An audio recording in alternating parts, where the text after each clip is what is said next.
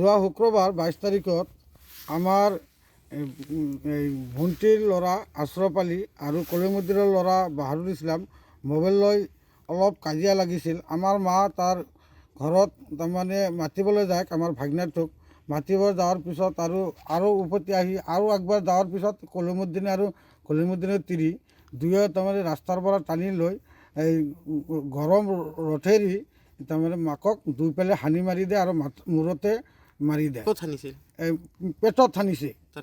তাৰপিছত আমাৰ মাকৰ আমি বকত লৈ যাওঁ, বকৰ পৰা আমাৰ ৰেফাৰ কৰে গুৱাহাটী জি এম চিত লোৱাৰ পিছত আজিৰ পৰা এই 22 তাৰিখৰ পৰা ইমানলৈকে তাৰমানে আমি চিকিৎসা কৰাৰ পিছত আজি আমাৰ মা মৃত্যু হয়।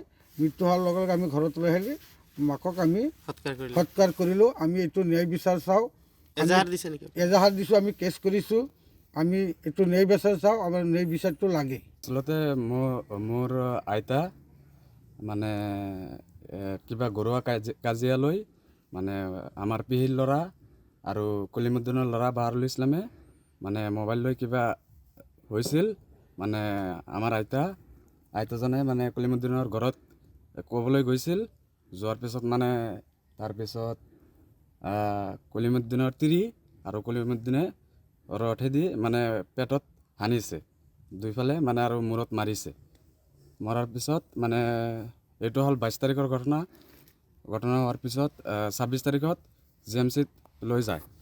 লৈ যোৱাৰ পিছত মানে 26 তাৰিখলৈকে আজিলৈকে মানে তাতেই আছিল। আজি ডেড বডিটো চিকিৎসাধীন হৈ আছিল। আজি আনি কেনে মানে ডেড বডিটো আনি কেনে আজি মৃত্যু হৈছে। ডেড বডি কেনে আনি কেনে মানে আমাৰ ন্যায় লাগে। আমি কেছ কৰিছোঁ, মানে ন্যায় লাগে। কোনে মাৰিছিল? কোনে মানে কলিমুদ্দিন আৰু কলিমুদ্দিনৰ তিৰি দুজনে মাৰিছিল। কিহেৰে মাৰিছিল?